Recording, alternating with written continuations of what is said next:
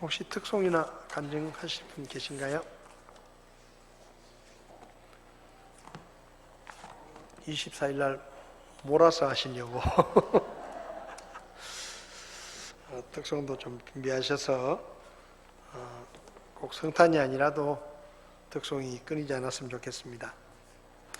오늘은 시편 40편의 말씀을 함께 보시겠습니다. 시편 40편 1절에서 17절까지 이 말씀을 제가 한 절 읽고 여러분이 한 절 읽고 교독하겠습니다. 1절부터 17절까지 말씀입니다.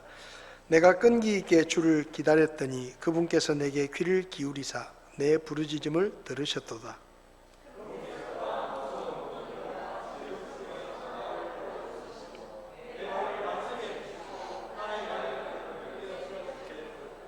또 그분께서 새 노래 곧 우리 하나님께 드릴 찬양을 내 입에 두셨으니 많은 사람이 그것을 보고 두려워하여 주를 신뢰하리로다.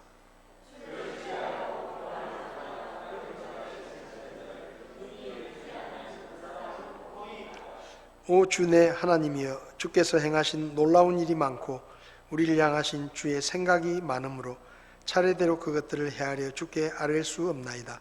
내가 그것들을 밝히 드러내어 말하려 하여도 그것들이 너무 많아 수를 셀 수 없나이다.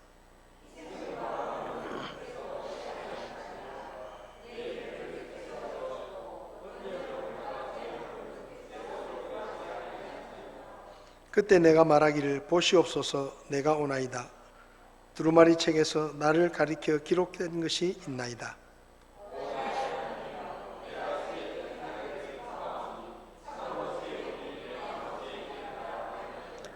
내가 큰 회중 가운데서 의를 선포하여 싸우니 보소서 오 주여, 내가 내 입술을 금하지 아니한 것을 주께서 아시나이다.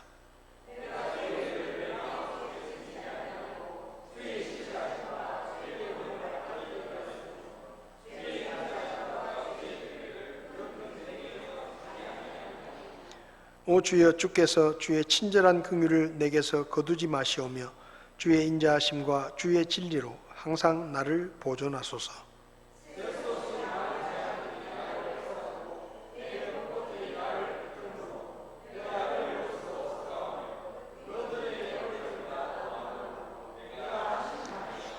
오 주여, 나를 건지는 것을 기쁘게 여기소서. 오 주여, 속히 나를 도우소서.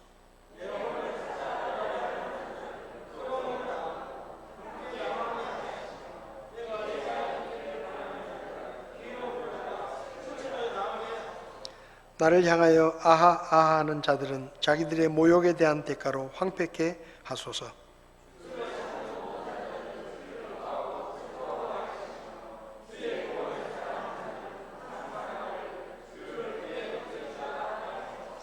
비록 내가 가난하고 궁핍할지라도 주께서는 나를 생각하시나이다.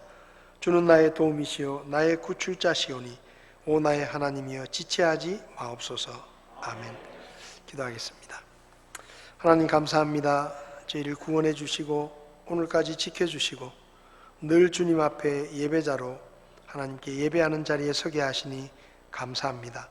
오늘 저희들의 예배를 기뻐 받아주시고 주의 말씀을 통해 우리가 꼭 알아야 할 것들을 배우게 하시고 배울 뿐만 아니라 믿고 순종함으로 주님 앞에 합당한 믿음의 삶을 살기에 도와주시옵소서.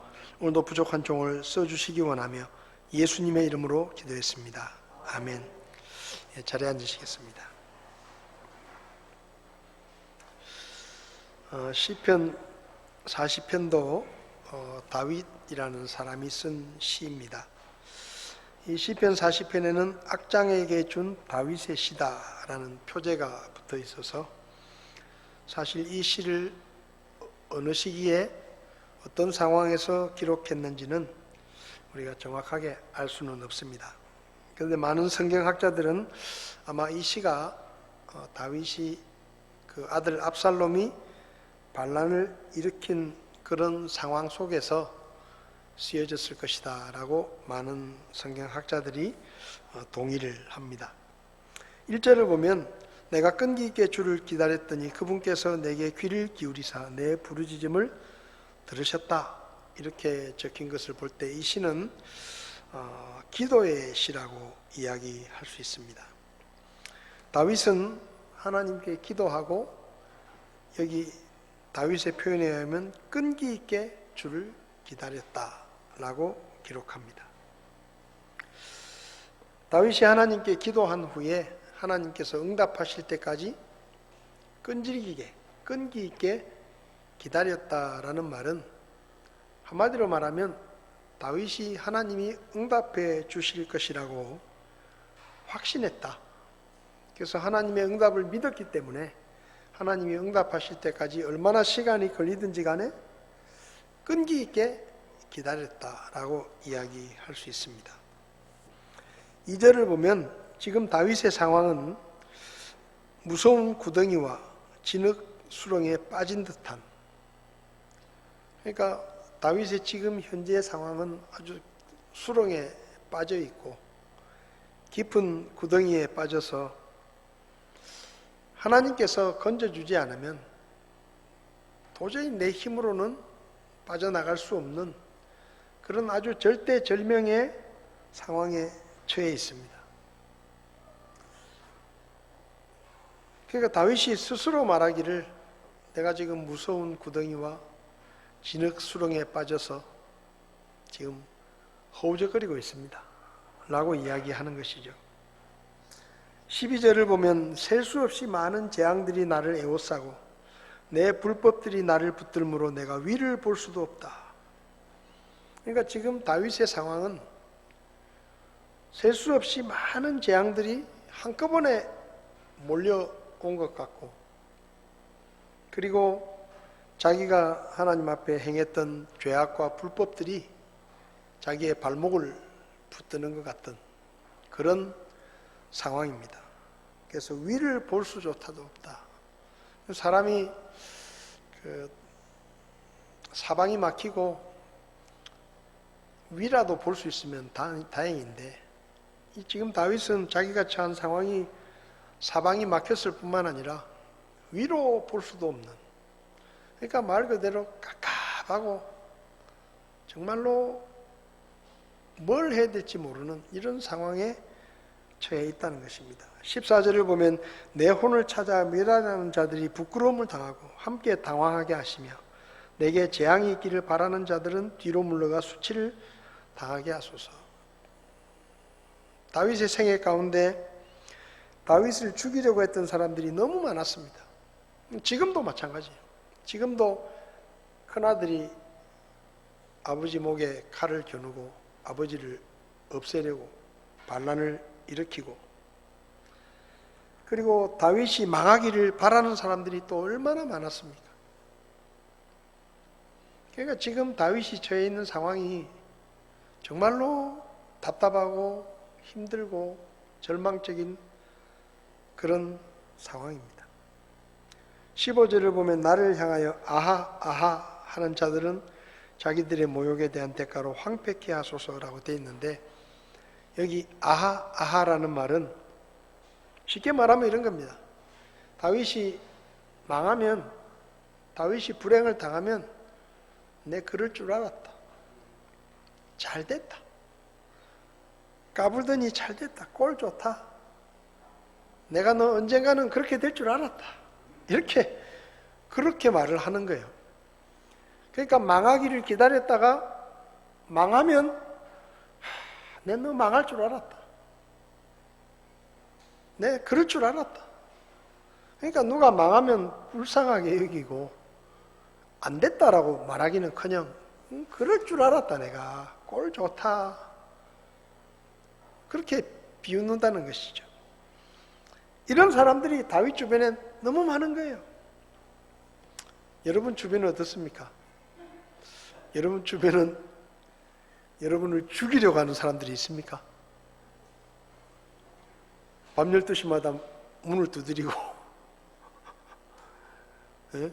여러분을 죽이려고 하는 사람, 여러분이 잘못되면 아주 고소해하면서 잘 됐다고 그렇게 아주 비웃고 이럴 사람들이, 사실 우리 주변에 그런 사람들은 많지 않아요.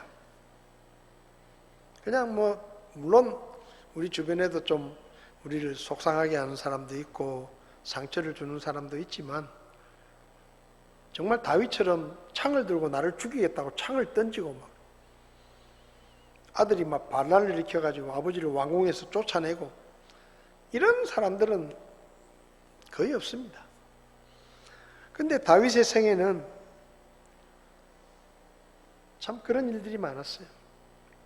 사울이 죽이려고 해가지고 광야를 떠돌고 여기저기 도망다니면서 겨우 목숨을 건져가지고 사울이 죽고 난 다음에 우여곡절 끝에 왕이 됐습니다. 그리고 나라를 부강하게 잘 세웠습니다. 근데 밧세바와 간음한 일 때문에 그 집안이 풍비박산이 나고 아들이 죽고 그리고 이제 큰아들이 반란을 일으켜가지고 다윗의 아내들을 빼앗아가고 다윗까지 죽이겠다고 칼을 들이대고 다윗은 그냥 맨발로 왕궁에서 황급하게 도망을 쳤습니다. 그러니까 이런 일을 다윗이라는 사람의 생애 속에 보통 사람 같으면 한 번 겪기도 어려운 일인데 다윗의 생애 속에는 그런 일들이 계속 반복되는 겁니다. 그러니까 얼마나 답답했겠습니까? 아들에게 쫓겨서 정처 없이 왕궁을 떠나서 떠돌이 생활을 하는 그 아버지의 마음. 그래서 다윗은 자기가 처한 상황을 무서운 구덩이에 빠졌고 진흙수렁에서 빠져서 이 진흙수렁은 몸을 움직이면 움직일수록 더 깊이 빠져들어가는 도저히 빠져나올 수 없는 내 힘으로는 절대로 해결할 수 없는 이런 지경에 다윗이 처했다는 거예요. 근데 그때 다윗이 뭘 하느냐? 기도합니다. 하나님 앞에 기도합니다. 여러분 이런 절박한 상황이 되면 기도하는 건 당연한 거예요. 우리도 그렇잖아요. 우리도 우리 인생을 살다 보면 인생이 평탄하고 별일이 없고 아이들도 뭐 잘 자라고 집안에도 특별한 우환이 없고 그러면은 기도를 별로 안 할 수 있습니다. 그런데 그러다가 갑자기 집안에 무슨 일이 생기거나 어려운 일이 생기거나 아이들에게 어려움이 생기고 또 직장에 어려움이 생기거나 이런 일들이 생기면 평소보다는 더 많이 기도해요. 그러니까 어려움이 닥쳤을 때 또 절박한 상황에 처했을 때 기도하는 것은 누구나 하는 거예요. 뭐 기도하라고 말하지 않아도 기도합니다. 그냥 아침에 일찍 일어나서 뭐 목사가 기도하세요 라고 말 안 해도 알아서 기도해요. 워낙 힘드니까. 근데 다윗이 특별한 게 뭔가 하면 하나님 앞에 기도하고 하나님께서 응답해 주실 때까지 기다리는 겁니다. 여러분 기도하는 사람은 많은데 하나님이 응답해 주실 때까지 믿고 기다리는 사람은 많지 않습니다.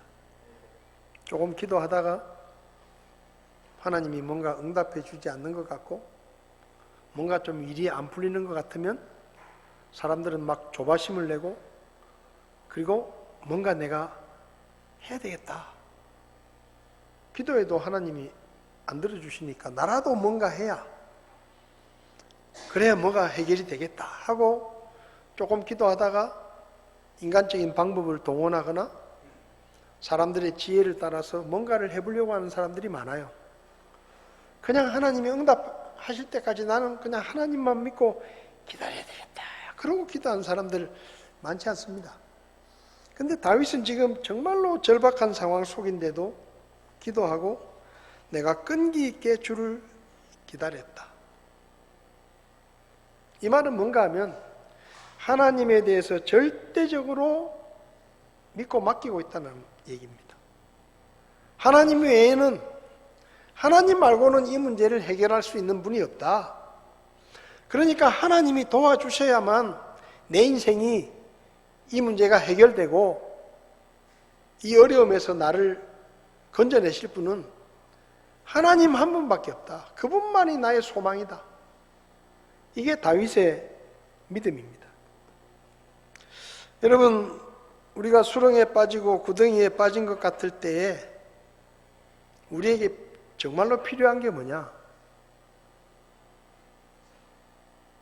다윗은 11절에서 이렇게 말합니다. 오 주여, 주께서 주의 친절한 긍휼을 내게서 거두지 마시오며 주의 인자하심과 주의 진리로 항상 나를 보존하소서.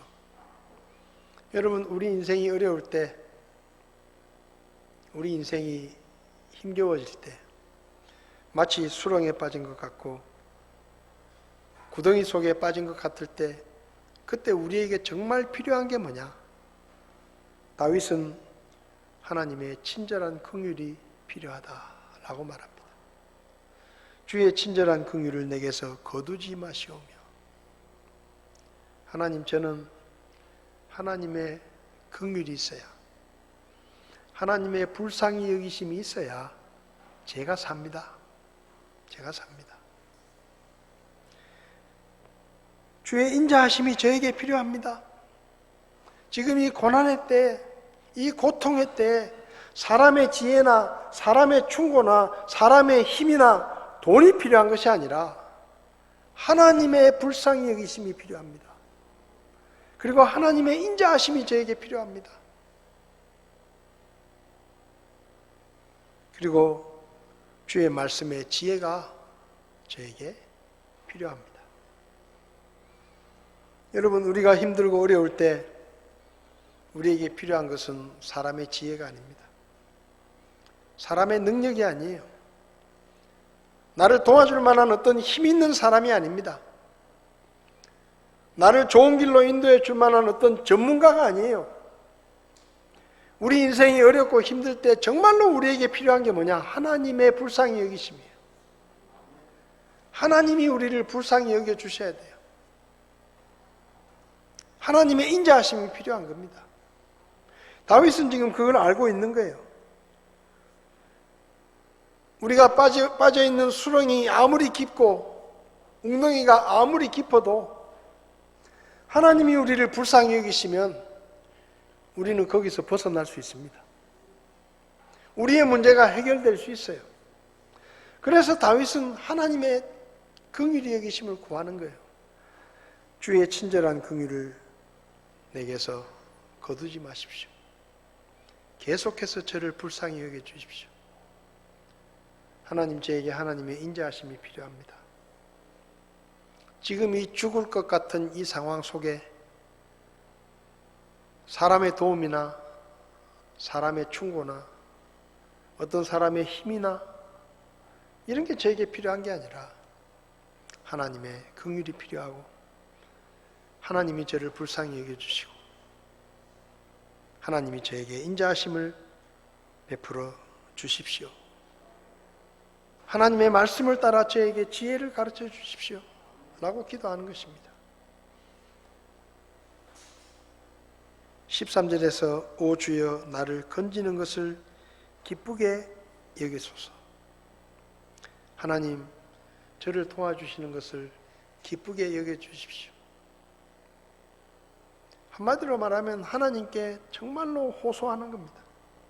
하나님이 저를 도와주셔야 제가 삽니다. 여러분, 하나님이 우리를 도와주셔야 우리가 삽니다. 아파트 값이 올라야 우리가 사는 게 아니에요. 로또 복권에 당첨이 돼야 우리가 사는 게 아니에요. 능력 있는 좋은 의사를 만나야 우리가 사는 게 아니에요. 하나님이 우리를 불쌍히 여겨주셔야 돼요.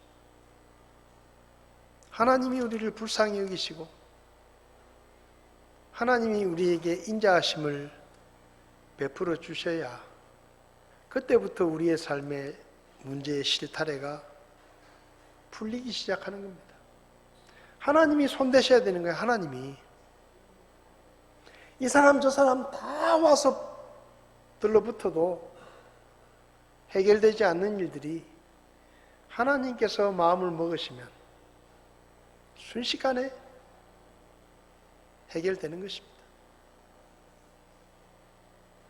요즘 챗GPT라는 게 유행입니다.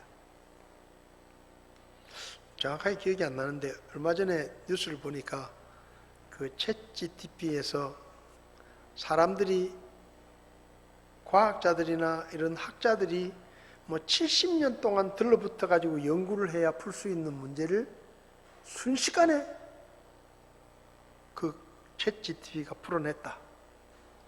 그렇게 뉴스가 나오더라고요. 엄청난 거죠. 엄청 상상도 할 수 없었던 일입니다. 우리가 어려움을 당할 때, 우리가 문제를 당할 때 챗GPT가 필요한 게 아닙니다. 요즘 참 저는 개인적으로 걱정이 많이 되는데, 챗GPT가 예를 들면 말이에요, 시편 40편을 가지고 설교 한 편 만들어줘. 그러면요, 챗GPT가 설교를 쫙 써줍니다. 쫙 써줘요. 시편 40편을 가지고 기도라는 주제로 설교 한 편 만들어줘. 그러면요, 챗GPT가 열심히 설교를 만듭니다. 오늘날 한국교회 목회자들 중에 20%가 설교를 준비하는데 챗GPT를 활용한다. 그런 조사 결과가 있습니다. 걱정이에요. 왜냐하면 자꾸 게을러지는 거예요. 사람들이 자꾸 게을러지는 겁니다. 심지어 하나님의 말씀을 전해야 되는 목회자들조차도 챗GPT를 활용하고, 심지어는 그 챗GPT가 만들어주는 설교를 토시 하나 틀리지 않고 그대로 강단에 서서 설교하는 목사들이 꽤 있습니다. 그게 무서운 세상이에요. 무서운 세상이에요. 앞으로 아마 그 한국전력인가요? 한국은행인가요? 거기서 앞으로 이제 직업에 대해서 이야기를 하면서 챗GPT 때문에 없어질 직업들, 이제 사라지는 직업들, 변호사, 판사, 검사 없어진다는 거예요. 왜냐하면 이건 데이터만 가지고 하는 거잖아요. 지금은 사람들이 좀 지나면 봐주고, 조금 나하고 가까우면은 죄도 좀 줄여주고, 뭐 이렇게 하는 거예요. 그래서 부당한 재판 결과들도 많이 나옵니다. 사람들을 못 믿게 되는 거죠. 그러면 어느 날부터 챗GPT가 재판을 하는 거예요. 무슨 죄를 지었다. 죄를 지을 때 뭐 도구를 사용했다. 또 뭐 아주 잔인하게 살해했다. 이런 것들을 데이터를 딱 넣어주면 챗GPT가 이때까지 있었던 판결을 다 모아가지고 종합해가지고 판결문을 딱 프린트를 해주는 거예요. 그러면 읽어만 주면 돼. 가장 공정한 재판을 하는 거예요. 아마 학교 선생님들도 없어질지 몰라요. 그냥 챗GPT하고 공부를 하는 거예요. 편리하고 바로바로 답을 주니까 사람들이 그것을 활용합니다. 그런데 잘못하면 그리스도인들도 해요. 그래서 지금 이 챗GPT 때문에 교회를 안 가는 사람들이 많다는 거예요. 왜 교회를 안 가느냐? 목사님한테 물어보면 목사님이 잘 몰라서 답을 못 해주는데, 챗GPT한테 물어보면 1분도 걸리지 않아서 답이 쫙 나오는 거예요. 뭘 물어보든지. 그게 성경이든지 무슨 하여튼 뭐든지 물어만 보면 바로 답이 나오는 거예요. 목사님들이 고민하면서 답을 못 해주는 문제들도 그냥 촥 해주는 거예요. 그래서 잘못하면 챗GPT가 주님이 되게 생겼어요. 신앙상담 목사하고 할 필요 없어요. 챗GPT하고 하면 돼요. 제가 교회에서 어떤 성도님하고 이런 문제가 있는데 제가 어떻게 할까요? 그러면 챗GPT가 성경 말씀을 쫙 기본으로 얘기하면서 하나님 말씀에 이렇게 하라고 했으니까 너는 이렇게 하거라. 그럼 그렇게 하면 돼요. 여러분, 우리 인생에 정말로 필요한 게 뭐냐? 우리에게는 하나님이 필요합니다. 챗 GTP가 필요한 게 아니에요. 똑똑한 누군가가 필요한 게 아니에요. 우리에게는 하나님의 지혜가 필요한 거예요. 하나님과의 만남이 필요한 겁니다. 하나님의 불쌍히 여기심이 필요한 거예요. 챗 GTP는 아무도 불쌍하게 여기지 않아요. 제가 예전에 우리 교회, 지금은 안 나오시는데 다른 데로 이사 가셨는데 부형님 한 분이 저에게 이렇게 물어요. 목사님은 이렇게 설교하시는데 제가 그 유튜브를 많이 보니까 조영기 목사님은 그렇게 설교 안 하던데요. 목사님이 틀린 거예요? 조영기 목사님이 틀린 거예요? 그렇게 물어보시는 거예요. 그래서 제가 그랬습니다. 부형님의 담임 목사가 누굽니까? 그의 이동수 목사님이죠. 그럼 제 말이 맞습니다. 조영기 목사, 그분은 부형님이란 사람이 있는 줄도 모릅니다. 조영기 목사님은 부형님을 위해서 1초도 기도하지 않습니다. 조영기 목사님은 부형님에 대해서 아무것도 알지 못합니다. 근데 하나님께서 저에게 부형님을 붙여주셨고 우리 교회 지체로 붙여주셔서 저는 매일마다 부형님을 위해서 기도하고 하나님께서 도와주시기를 매일마다 기도하고 그리고 매일마다 기도하면서 하나님의 말씀을 준비하고 제가 하나님의 말씀을 전합니다. 그러니까 아무리 유명한 목사님이 뭐라고 이야기를 하든지 간에 그분 얘기하고 제 얘기하고 틀리면 담임 목사 말이 맞습니다. 담임 목사가 말하는 게 맞습니다. 그렇게 부형님이 받아들여야 비로소 제가 부형님의 담임 목사입니다. 저희는 우리 교회 나오면서 마음에 다른 담임 목사가 있으면 그거 곤란합니다. 그렇게 제가 이야기를 했어요. 여러분, 시대가 변하고 세월이 변해도 우리에게 필요한 것은 하나님의 말씀입니다. 그리고 하나님과 직접적인 교제고 누가 대신해 주는 교제가 아니라 내가 하나님과 직접 만나고 하나님의 음성을 듣고 하나님께 기도하고 그분의 응답을 받는 그 믿음의 삶이 우리에게 필요한 거예요. 다윗이 그걸 아는 겁니다. 그러니까 그 고통스러운 삶의 한가운데서 다윗은 하나님 앞에 기도합니다. 하나님, 저를 좀 불쌍히 여겨주세요. 저에게 하나님의 인자하심이 필요합니다. 그리고 하나님이 응답해 주실 때까지 저는 딴짓하지 않고 다른 데로 가지 않고 하나님만을 바라보며 기다리겠습니다.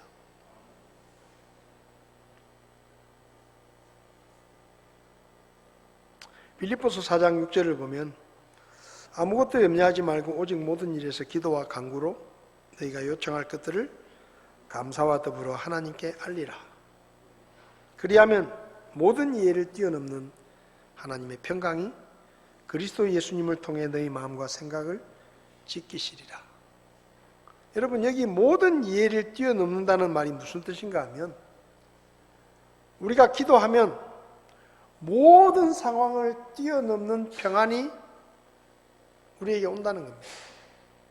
그래서 잘하는 기도는 뭐냐? 유창한 기도가 잘하는 기도가 아닙니다.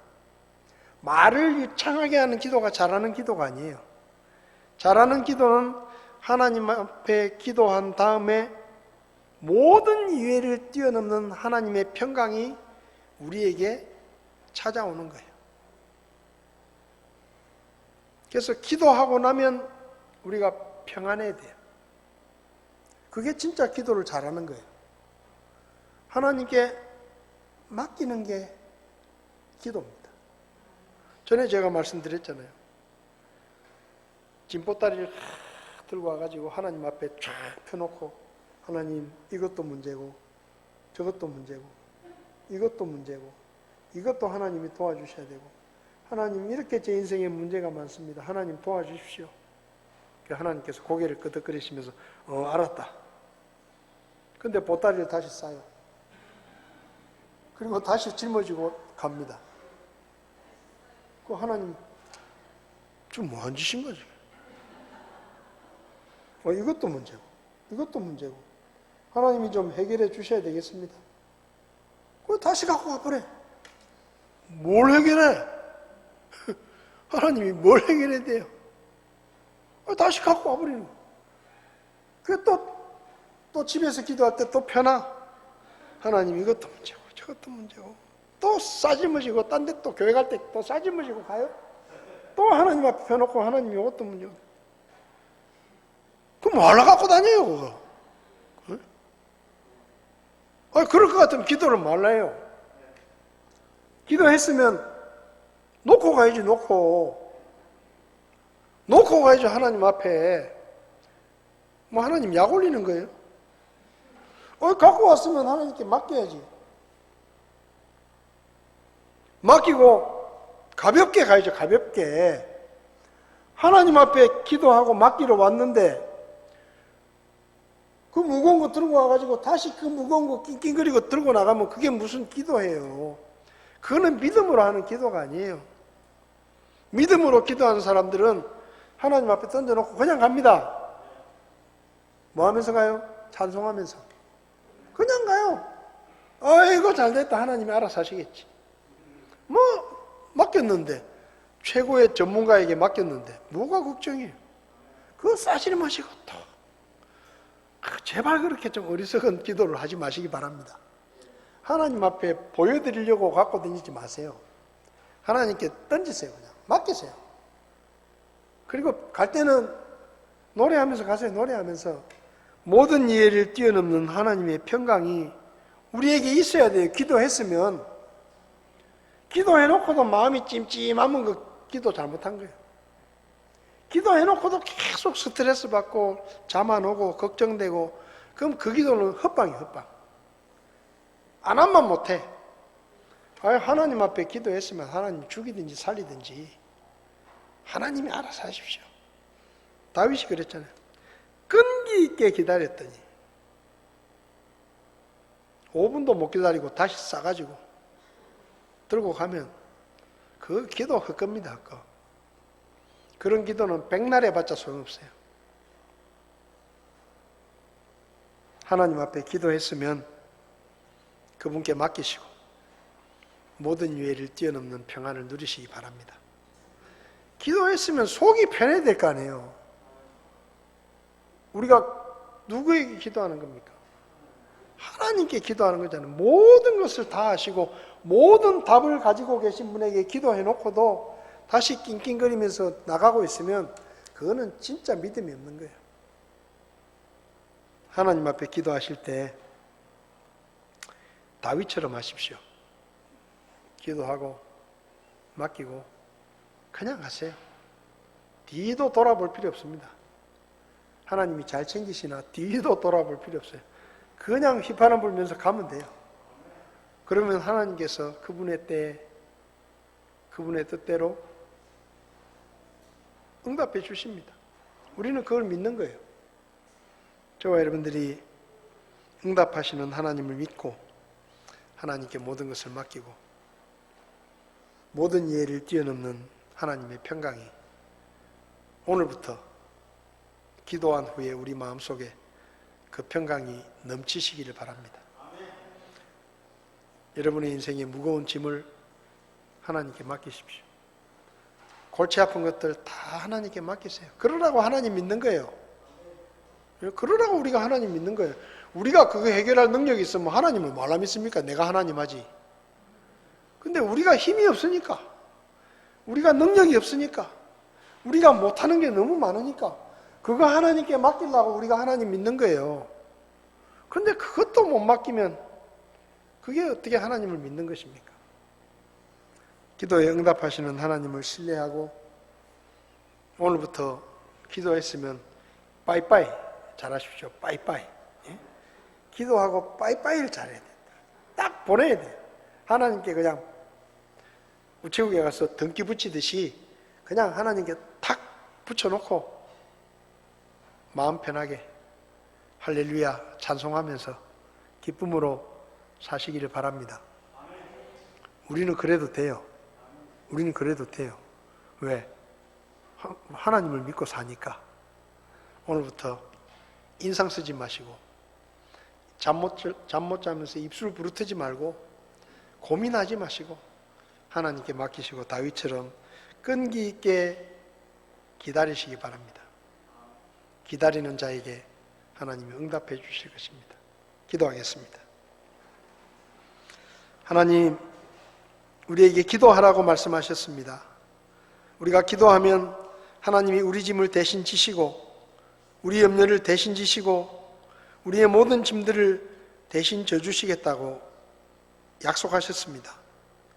이 말씀을 믿고 우리도 다윗처럼 하나님 앞에 기도하며 하나님의 긍휼과 하나님의 인자하심을 구하며 주님 앞에 모든 것을 맡기고 끈기 있게 응답의 때까지 기다릴 수 있도록 저희들에게 믿음을 더해 주시옵소서. 오늘 우리의 삶에 있는 문제들을 주님 앞에 내려놓습니다. 주님께서 해결해 주시고 주님께서 풀어주시고 사람의 마음도 주님께서 움직여 주시고 모든 형편도 하나님께서 움직여 주시고 바꾸어 주시고 그래서 하나님의 뜻 안에서 우리에게 응답하실 그날까지 조바심 내지 않고 끈질기게 인내하며 기다릴 수 있도록 저에게 믿음을 더해 주시옵소서. 모든 유해를 뛰어넘는 하나님의 평강이 날마다 우리의 삶 속에서 오늘의 우리의 삶을 다스릴 수 있도록 도와주시옵소서. 우리가 믿고 섬기며 마음껏 기도할 수 있는 하나님이 계심을 인해서 감사를 드리며 귀하신 예수님의 이름으로 기도했습니다. 아멘. 예배를 마치겠습니다.